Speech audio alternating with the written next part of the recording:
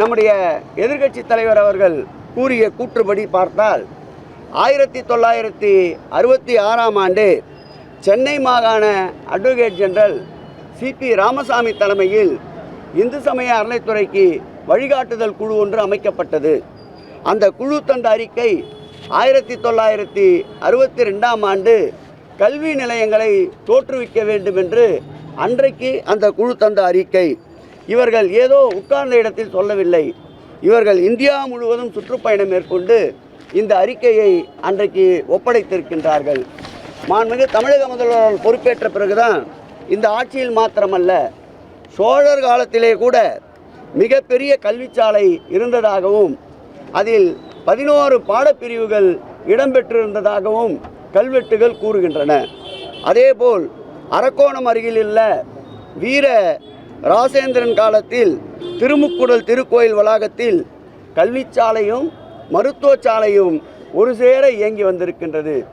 இப்படி வரலாற்றில் 1000 ஆண்டுகளுக்கு முன்பே கல்வி நிலையங்களையும் மருத்துவ நிலையங்களையும் நம்முடைய தமிழகத்திலே மன்னர் காலத்திலேயே தோற்றுவிக்கப்பட்டு இருந்தது என்பதற்கு இது போன்ற பல சான்றுகள் இருக்கின்றன.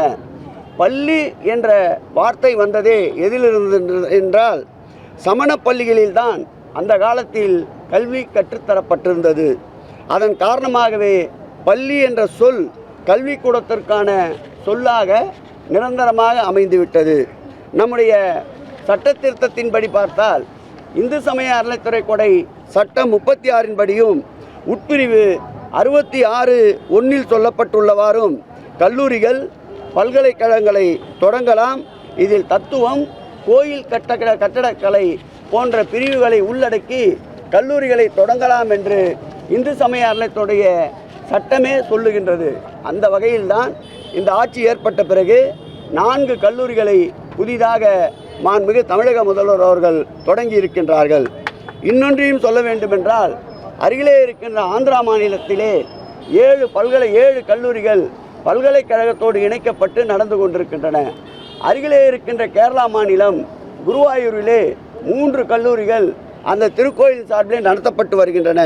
இந்த நிலையில் இந்த ஆட்சியை குறை சொல்ல வேண்டும் என்பதற்காக, எதுவும் இந்த ஆட்சியின் மீது அவதூறு கற்பிக்க முடியவில்லை என்பதற்காக புதிதாக சேரப்போகின்ற சங்கிகளின் கூடாரம் மகிழ்ச்சி அடைய வேண்டும் என்பதற்காக நேற்றைய முன்தினம் நம்முடைய எதிர்க்கட்சி தலைவர் அவர்கள் பல பொன்னான வார்த்தைகளை உதிர்த்திருக்கின்றார். அவரை நான் கேட்டுக்கொள்ள விரும்புவதெல்லாம், நேற்றைக்கு முன்தினம் அவர் கோயம்புத்தூரிலே பேசுகின்ற பொழுது அவருடைய அருகாமையிலே அம்மன் அர்ஜுனன் என்று ஒரு சட்டப்பேரவை உறுப்பினர் நின்று கொண்டிருந்தார்.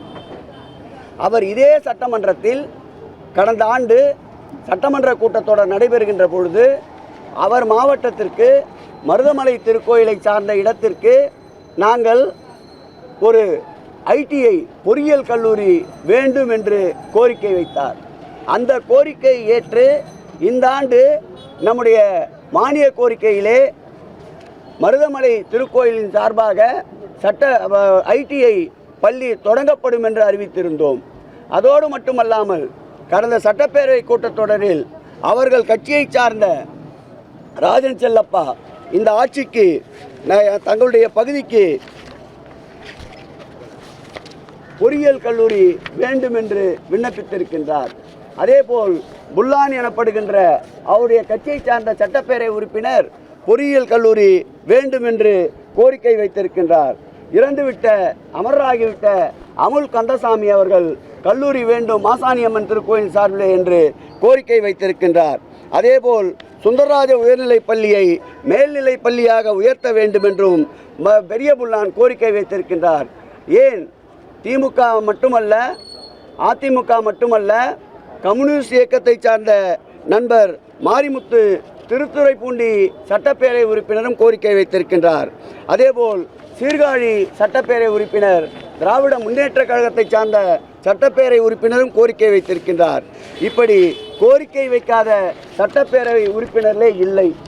இவை மாத்திரமல்ல, கடந்த ஆட்சி காலத்தில் நம்முடைய இன்றைக்கு கல்லூரிகள் எப்படி கோயில் நிதிகளை நடத்தலாம் என்று கேட்கின்ற எடப்பாடி பழனிசாமி அவர்களும் அவருடைய தலைவர் அன்பிற்கினிய முன்னாள் முதலமைச்சர் அம்மையார் அவர்கள் கூட இதே இடத்தில் 2014 அருள்மிகு பழனி ஆண்டவர் தொழில்நுட்ப கல்லூரி வளாகத்தில் சுமார் 10 கோடி மதிப்பில் கூடுதல் கட்டங்களை 1/3/2016 அன்று திறந்து வைத்திருக்கின்றார். அதேபோல் முன்னாள் முதலமைச்சர் அவர்கள் 1/3/2016 ஆண்டு பழனி ஆண்டவர் தொழில்நுட்ப கல்லூரி வளாகத்தில் வகுப்பறைகளை திறந்து வைத்திருக்கின்றார். அதேபோல் 1/3/16 அன்று திருக்கோயிலில் உள்ள கல்லூரி வளாகத்தில் பகுதி 3 வகுப்பறைகளை திறந்து வைத்திருக்கின்றார். இப்படி எண்ணற்ற திறப்பு விழாக்கள் பள்ளி கல்லூரிகளுக்காக அவர்கள் ஆட்சி காலத்திலேயே திறந்து வைக்கப்பட்டிருக்கின்றன.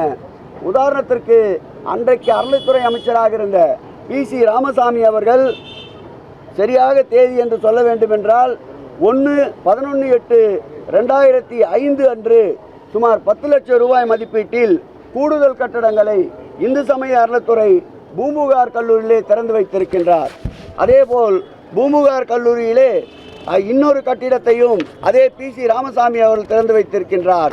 இப்படி எண்ணற்ற பள்ளிக்கூட கட்டிடங்கள் அவர்கள் ஆட்சியிலே திறந்து வைக்கப்பட்டிருக்கின்றன, கல்லூரியிலே திறந்து வைக்கப்பட்டிருக்கின்றன.